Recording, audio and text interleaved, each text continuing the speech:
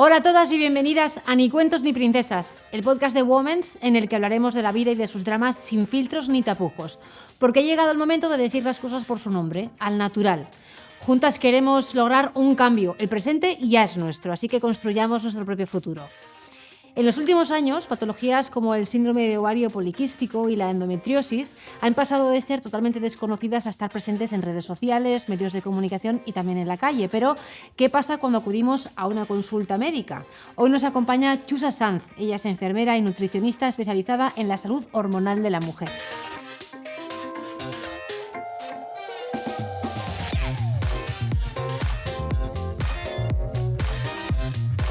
¿Cómo está ese diagnóstico? ¿Podríamos decir que hay una desigualdad también en la atención de la salud de la mujer?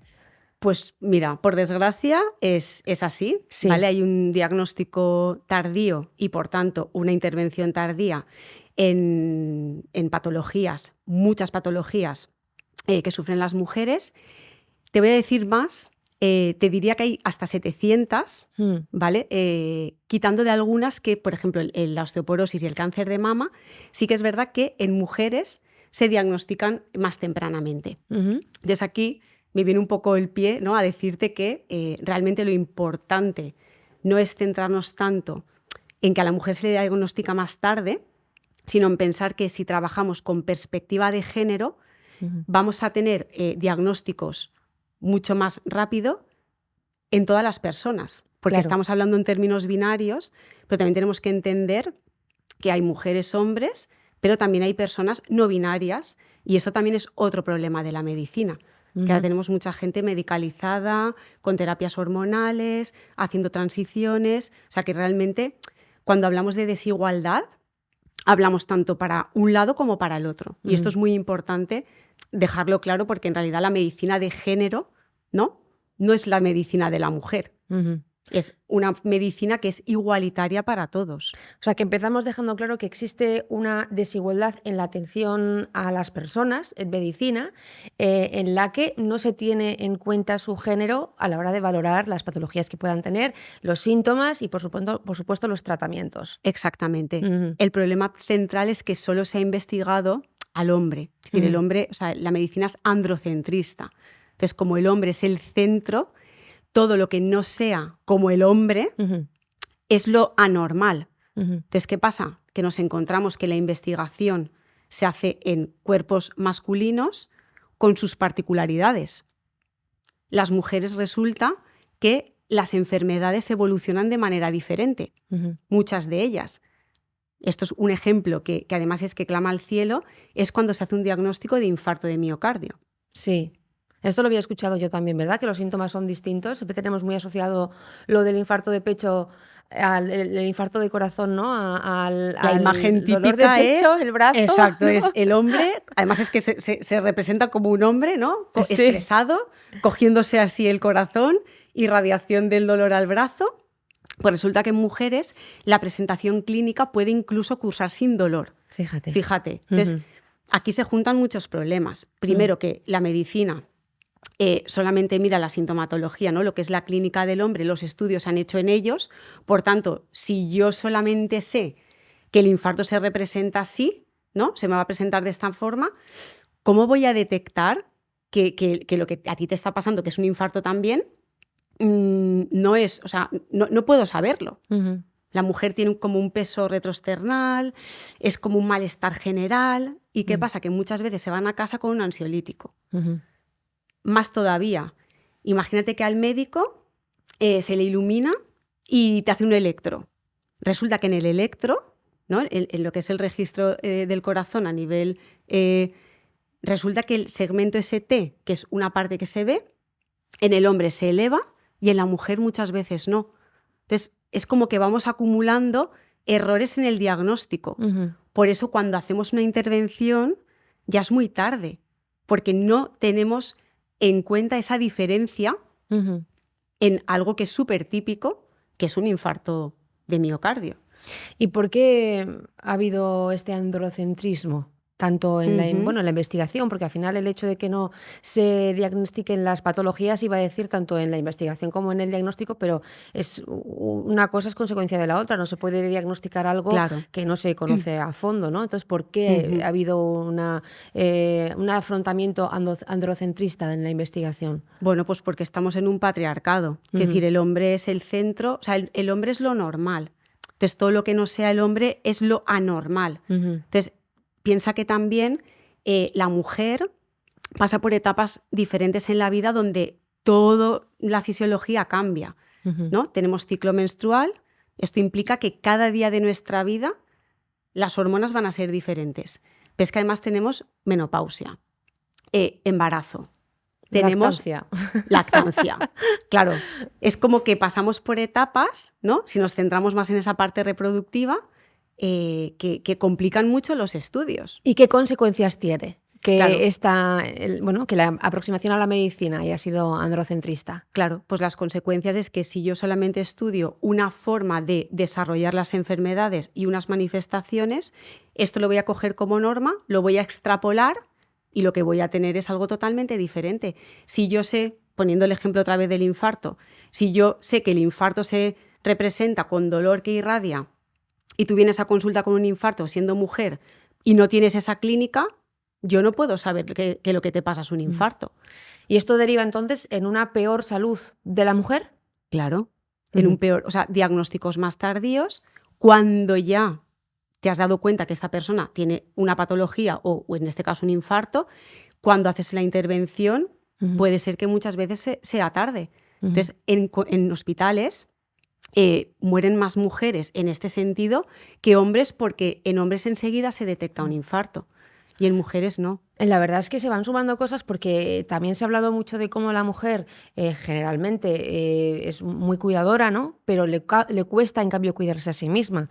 Cuidamos de todos menos de nosotras. Entonces se suma el que nosotras a veces no nos prestamos la atención suficiente porque estamos más pendientes de los demás y que luego que aquel que es un profesional que tiene que cuidarnos, pues quizá no esté tan preparado como para cuidar de un hombre. Entonces todo se suma. Claro, se junta que la investigación está hecha en hombres, porque además es más fácil hacer estudios en hombres. Digo hombres como si hablamos en ratas. Es decir, la rata macho, pues también. O sea, es que todos sí que es verdad que ahora cada vez más se va investigando en mujeres. De hecho, hay algunas revistas de alto impacto que si tú quieres publicar un estudio clínico, te piden que la muestra sea mixta. Entonces, claro, van cambiando cositas, pero todavía nos queda mucho. Luego encima sumas el estereotipo, sumas que somos cuidadoras.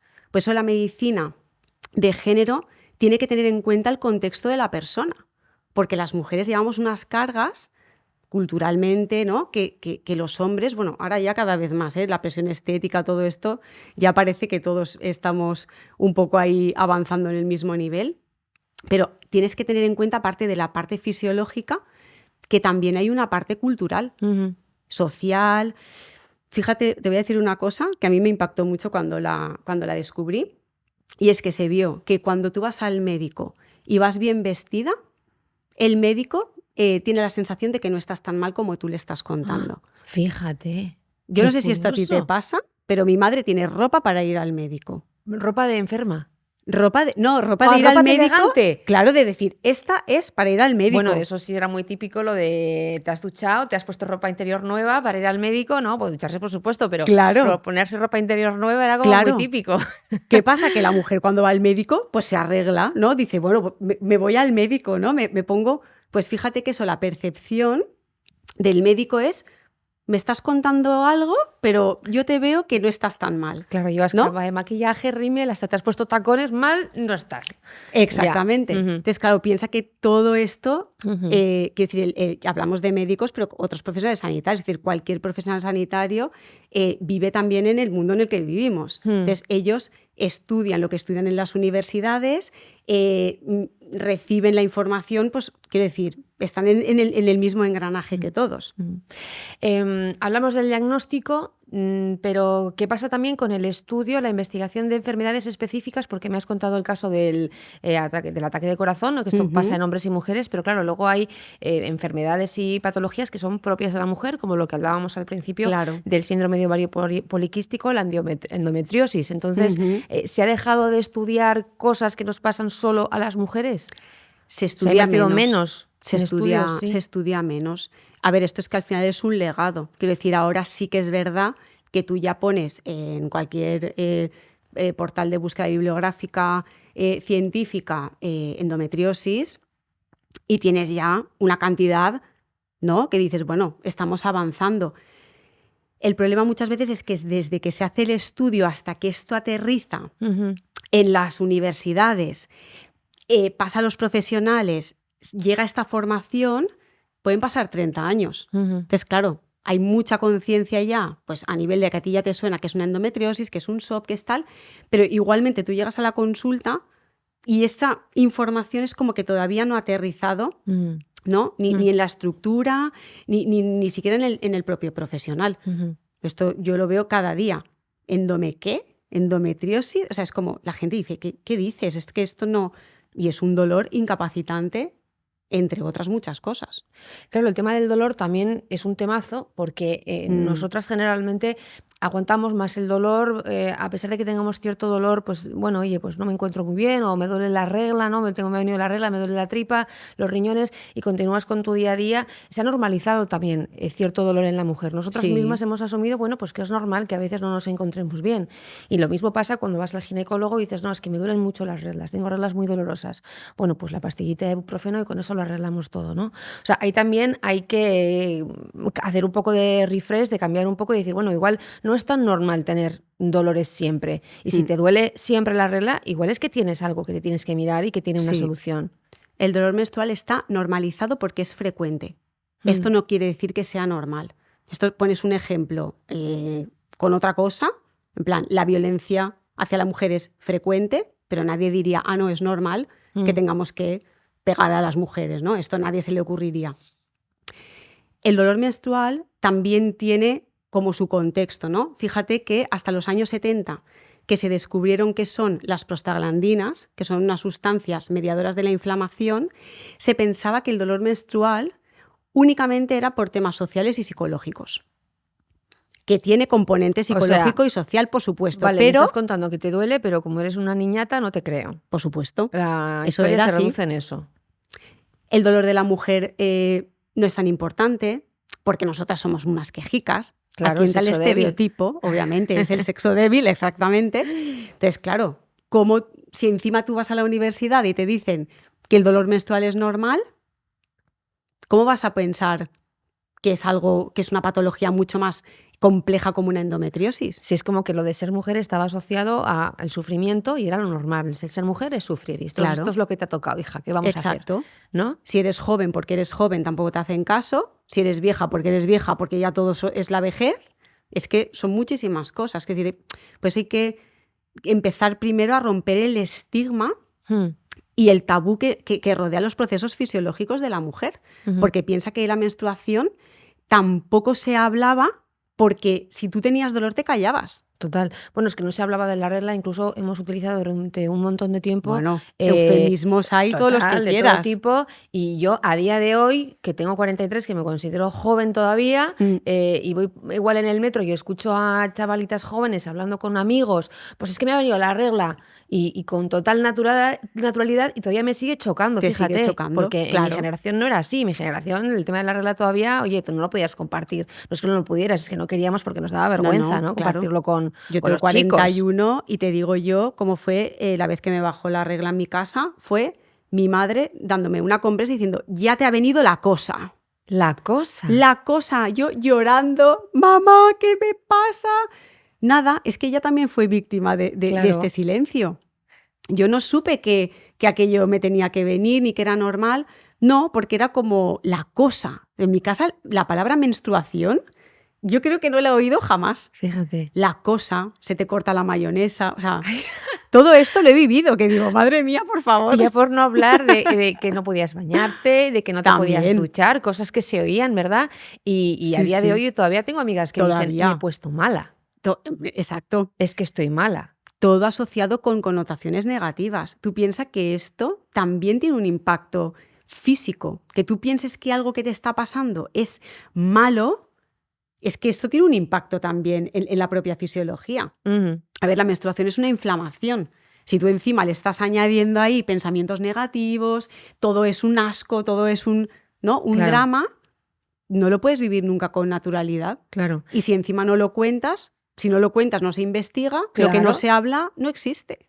Bueno, entonces de momento al menos ya vamos rompiendo el primer muro, que es el poder hablar de ello con naturalidad. Sí, de hecho ahora ya el segundo muro, que yo creo que es donde estoy ahí, es hablar de la salud de la mujer fuera de la reproducción, por favor. Total. Es que, de verdad, o sea, no todo el mundo queremos ser madres, ni tenemos problemas hormonales únicamente en contexto de infertilidad. Bueno, ni tenemos un valor, o sea, ni tenemos valor únicamente por ser fértiles, y no solamente queremos estar sanas porque somos potencialmente capaces de crear un ser humano, sino porque quiero estar sana porque sí, punto. Claro, ¿no? Esto es un clásico. Tengo dolor menstrual. Dolor menstrual no sería, pero, por ejemplo, tengo síndrome de ovario poliquístico. Llevo no sé cuánto tiempo sin menstruar. ¿Quieres ser madre? No. Pues no pasa nada.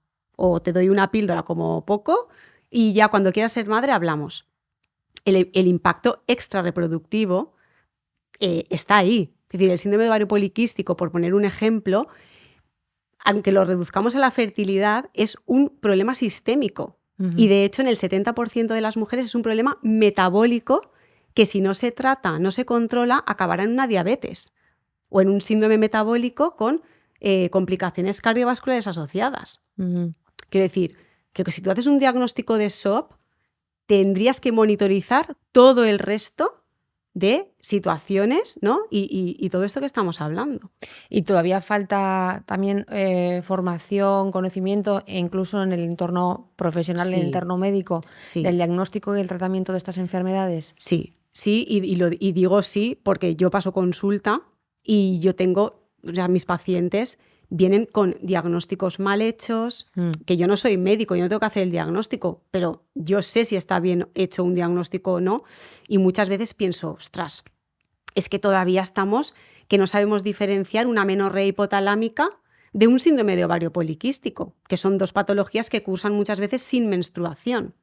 Entonces, claro, es verdad que el diagnóstico hay que hacerlo con mucho cariño porque no está tan claro, pero aquí se suma que la atención que tenemos, tienes 5 minutos por paciente. Entonces, ¿cómo te voy a preguntar yo qué comes, cómo duermes, qué entorno tienes, qué trabajo? O sea, es decir, todo lo que estamos hablando, que son condicionantes de salud, que de hecho el tema de condicionantes me gusta mucho porque esto lo dijo Carme Valls, que es una endocrina de aquí de Barcelona, que trabaja la perspectiva de género de hace ya 40 y pico años.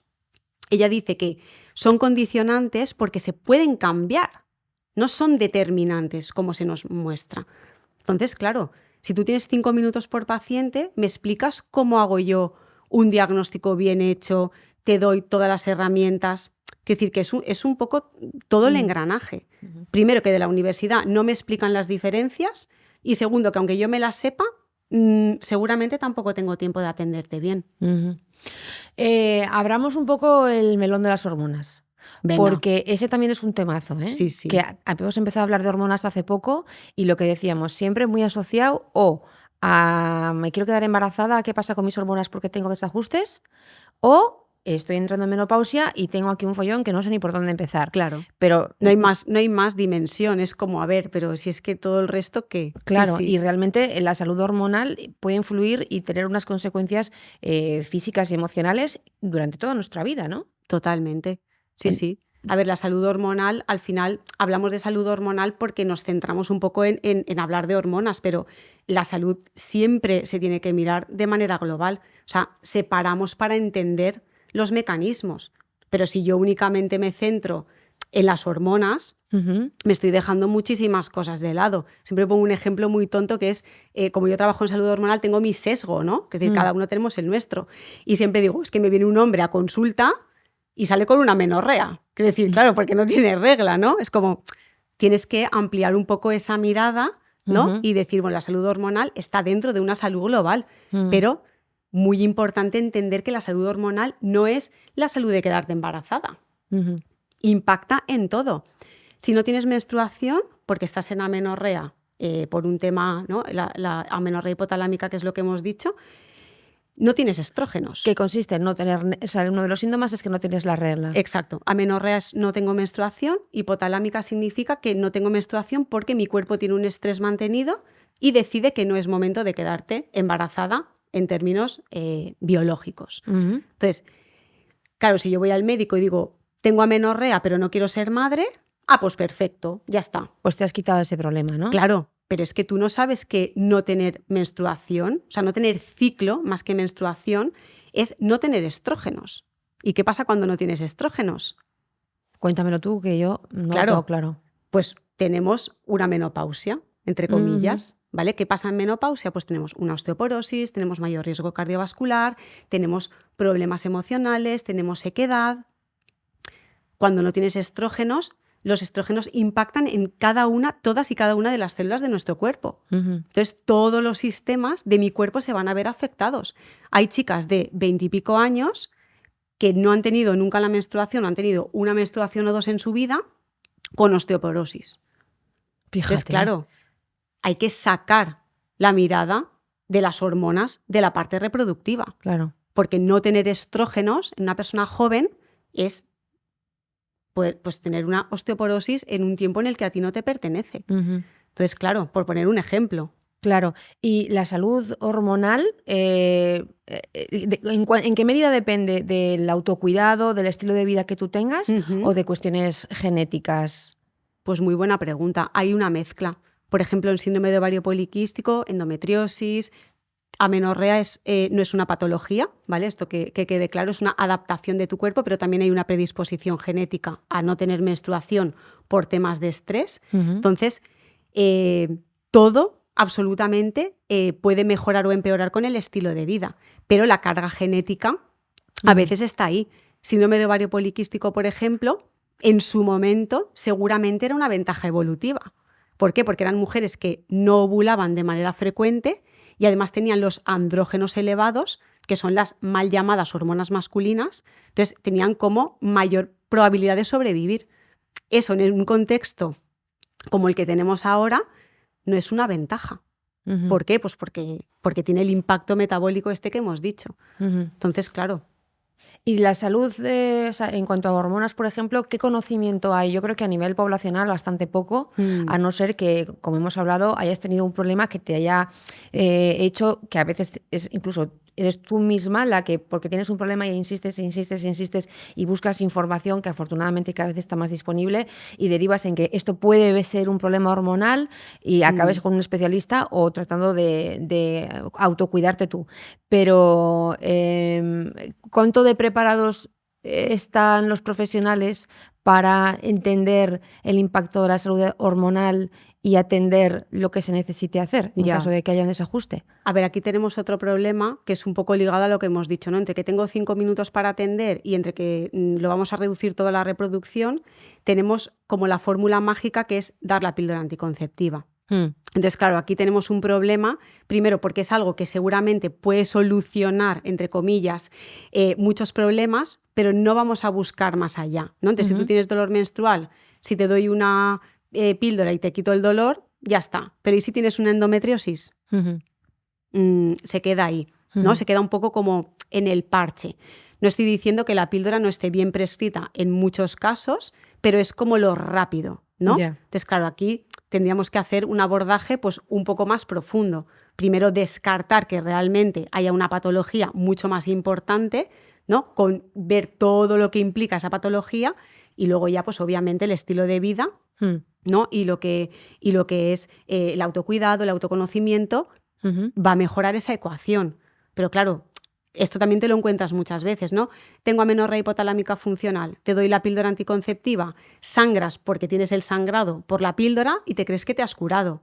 No, amiga, ya sabemos 100% que la píldora combinada no es una intervención correcta de primera línea para la amenorrea, porque tu ovario, aunque tú estés tomando píldora, sigue produciendo mínimamente estrógenos.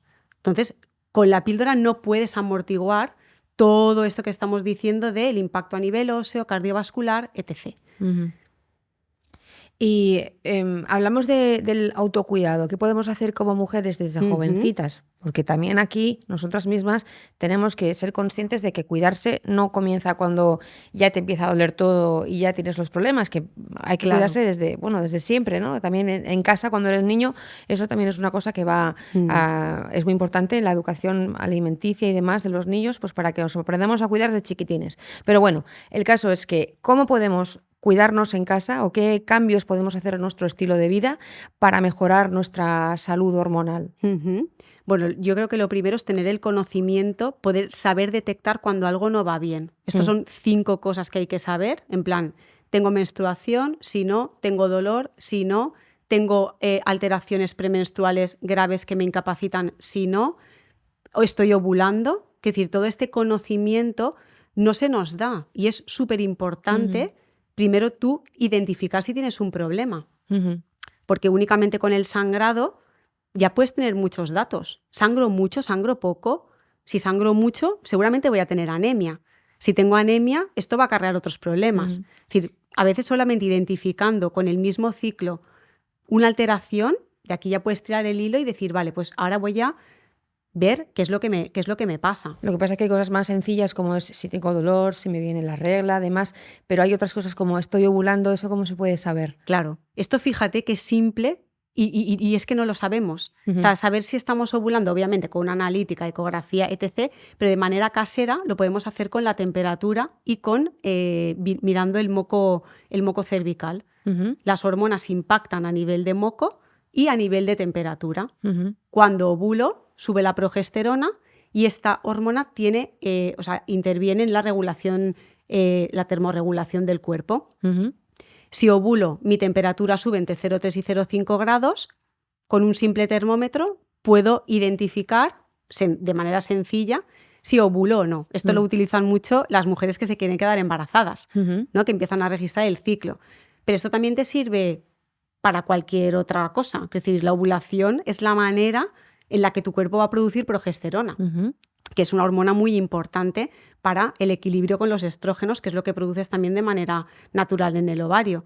Entonces, con eso y con el moco, que también va a cambiar a lo largo del ciclo, tú puedes saber si ovulas o no. Esto puede ser perfectamente una herramienta clínica. Saber si hay ovulación, si no, si mi ciclo es largo, si mi ciclo es corto. Fíjate que si ovulas y tengo muy poquitos días de producción de progesterona, si me quiero quedar embarazada, puedo tener abortos de repetición y ser por eso. Esto puede estar ligado con un problema tiroideo, con un problema de la prolactina. Quiere decir que si tú sabes que la mujer no está ovulando, puedes saber, empezar a pensar que algo en otro sistema no funciona bien. Y esto es algo que se podría aprender en 1 hora. Fíjate.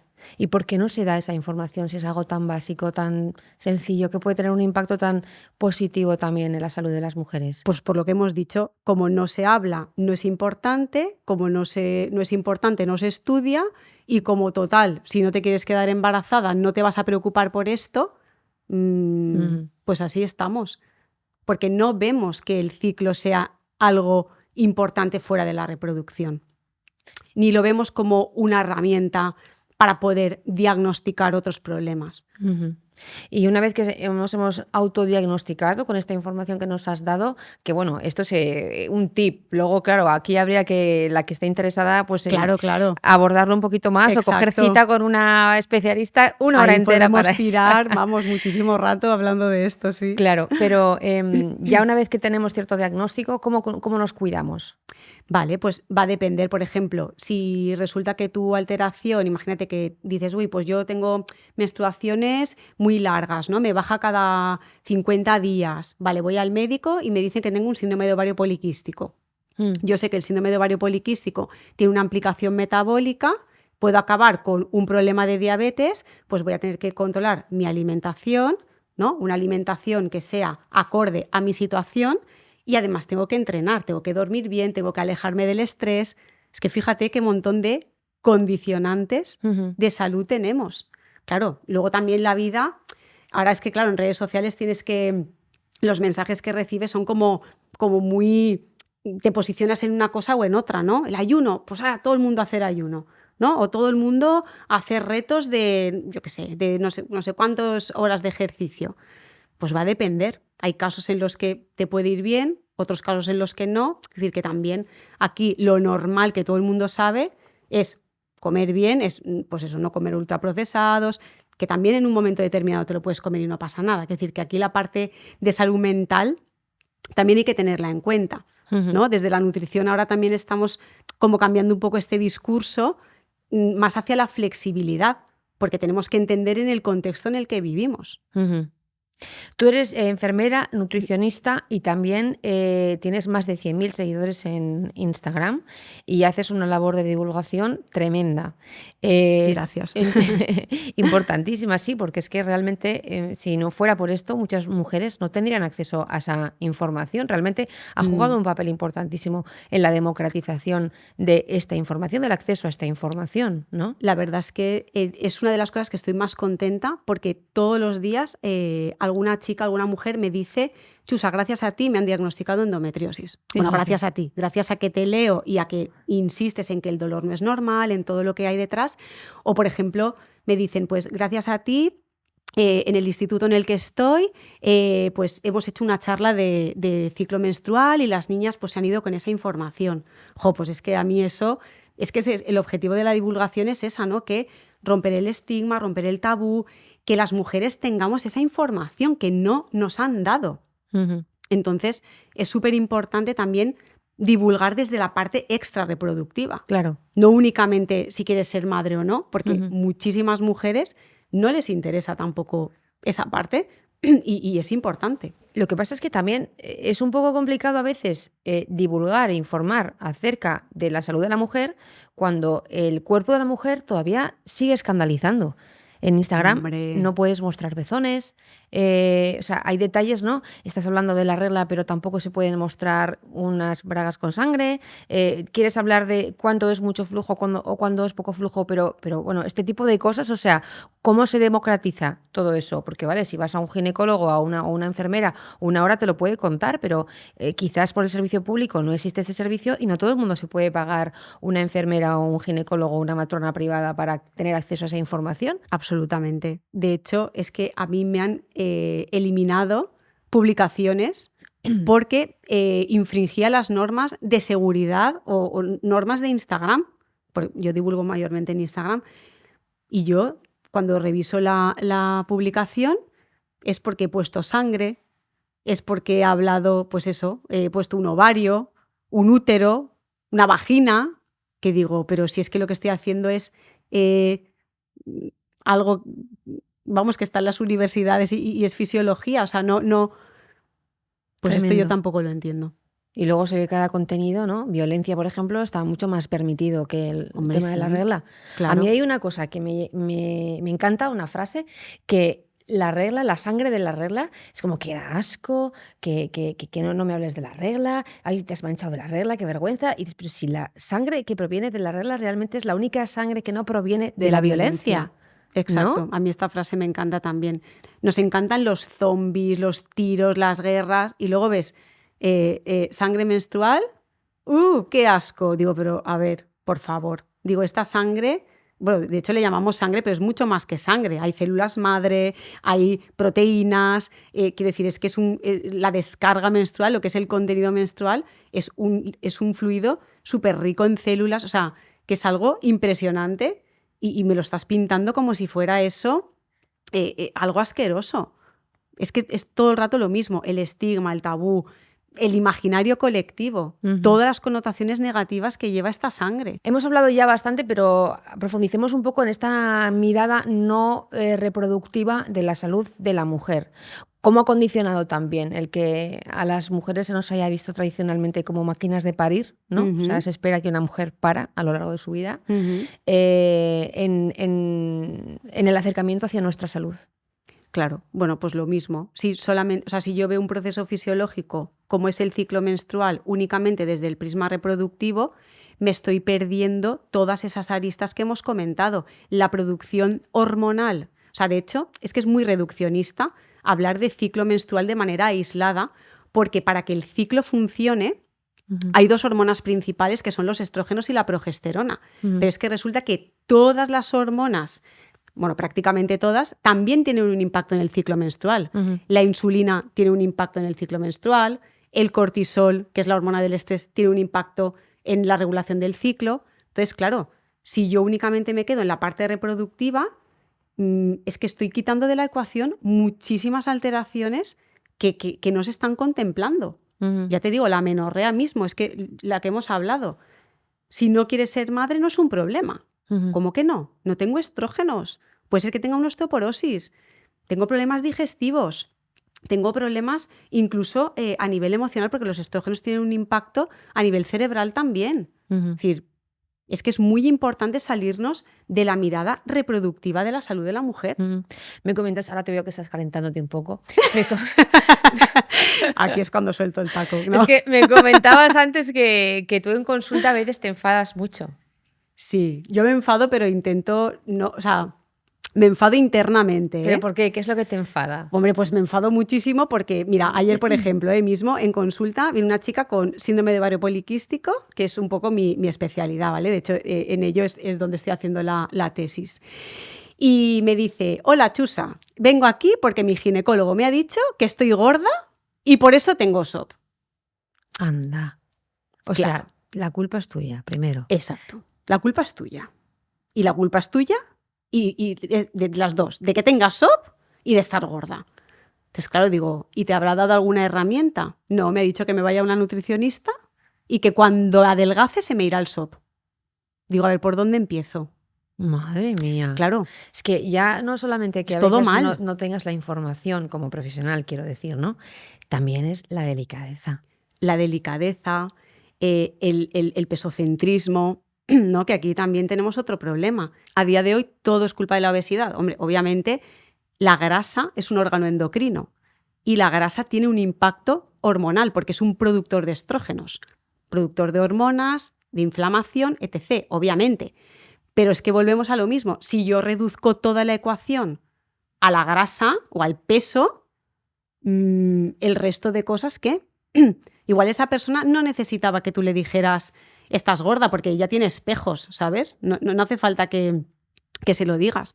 Igual lo que le tienes que decir es, pues mira, el síndrome de ovario poliquístico es una condición que si no cuidas tu estilo de vida, no mejoras el porcentaje de graso, no cambias un poco esta composición corporal, a la larga vas a tener una diabetes. Eso es lo que yo le dije. Digo, hombre, obviamente la grasa es importante, pero también es importante tu salud mental y entender qué es a lo que te enfrentas, ¿no? Hicimos una planificación, contenta. Pero claro, es lo que tú decías, esta persona se puede permitir venir a una consulta privada, pero muchísimas mujeres que no van a poder, lo que se van a llevar a casa es culpa por estar gordas, cuando además el síndrome de ovario poliquístico ya te condiciona a acumular grasa por el ambiente hormonal que se genera, y segundo, que te vas sin herramientas. A la adelgaza. Pues no habría gordos en el mundo si fuera tan fácil. Total, y aparte que también el tema de los problemas alimenticios tiene tantas connotaciones culturales y socioeconómicas que es tremendo. Y el trastorno de la conducta alimentaria en mujeres, ni qué decir, que aquí esto es otro melón.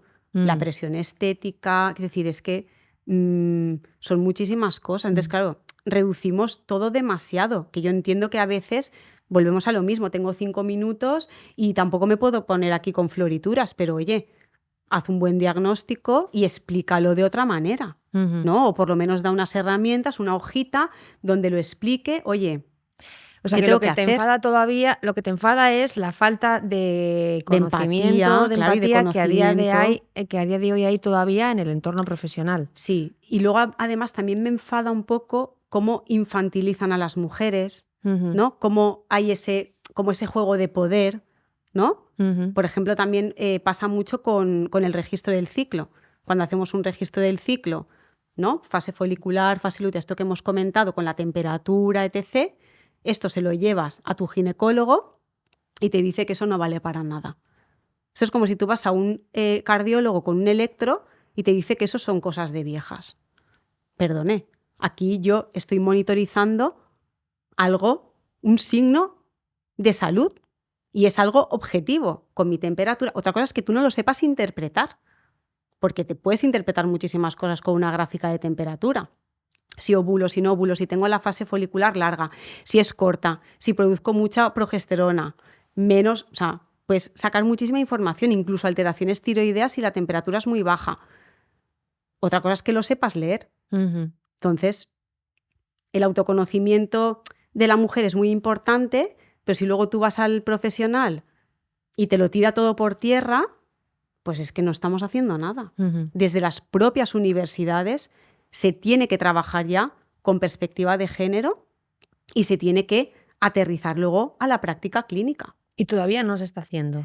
Muy poco, muy poco. Cada vez hay más, ¿vale? Y obviamente, pues al final también piensa que hay muchísimas más mujeres estudiando medicina, ¿no? De hecho, el porcentaje es muy grande de médicas, profesionales de la salud, casi muchísimas mujeres son, enfermería es mayormente de mujeres. Es decir, esto también nos ayuda porque como al ser tu mujer, también es como que te preocupas por estos temas.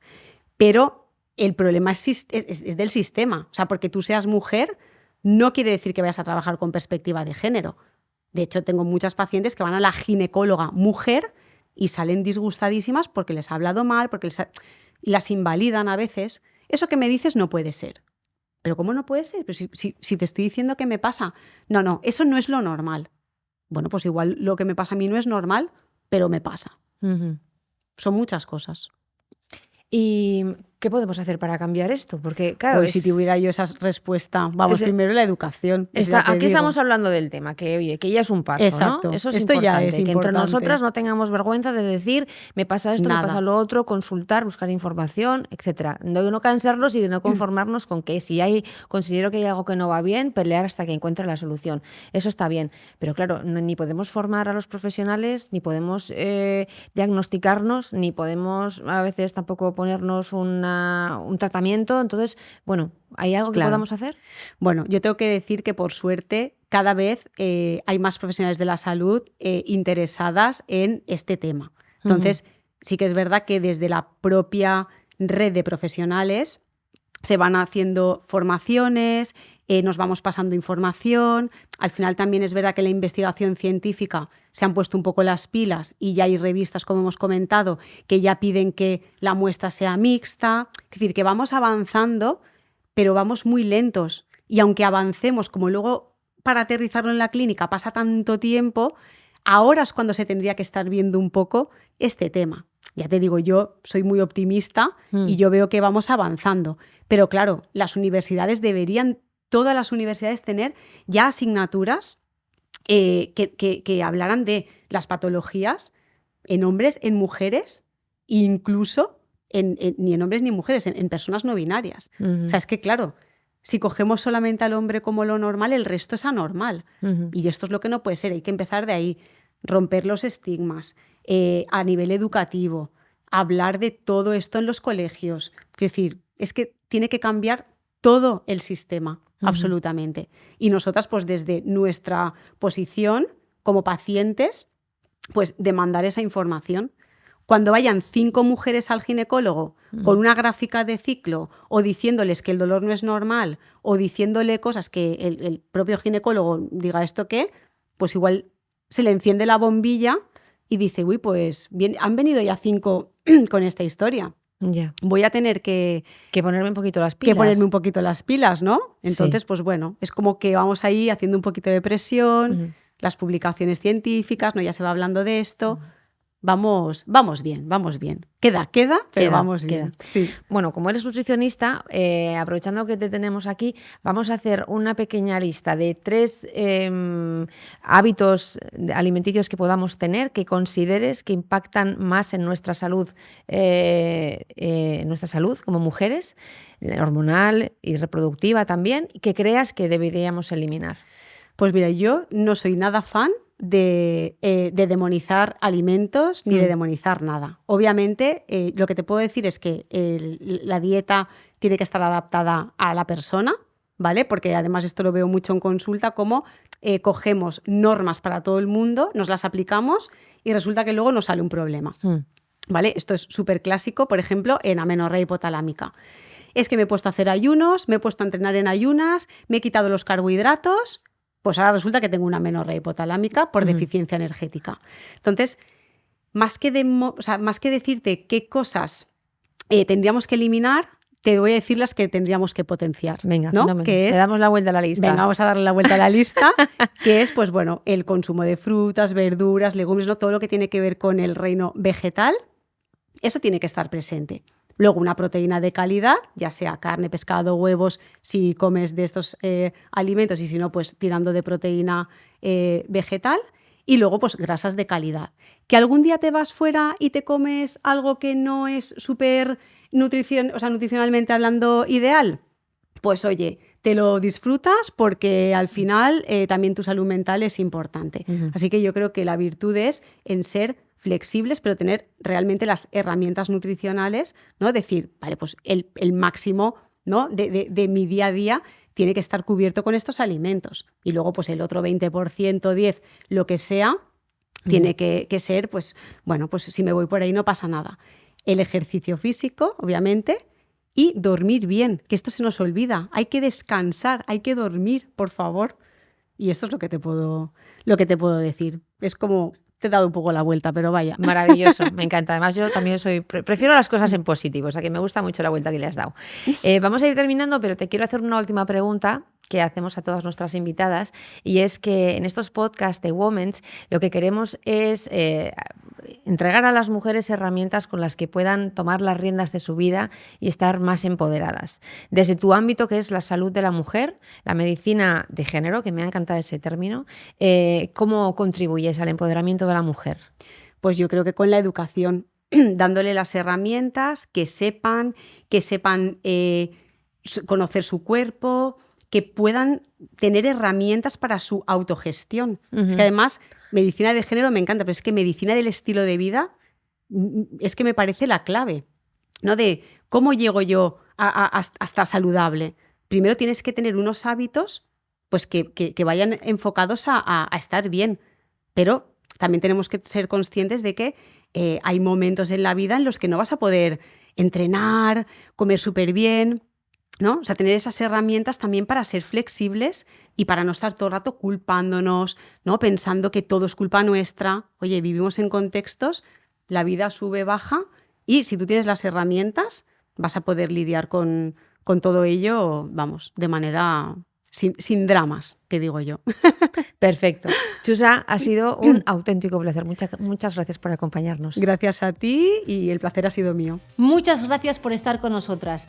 Nos volveremos a ver en el próximo episodio aquí en Ni Cuentos ni Princesas, el podcast de Women's en el que hablamos de la vida y de sus dramas sin filtros ni tapujos. Porque ha llegado el momento de decir las cosas por su nombre, al natural. Recuerda que puedes entrar en womens.com y descubrir todos los suplementos y accesorios para la salud de la mujer. Somos mujeres. We are women. Es nuestro momento. Women's.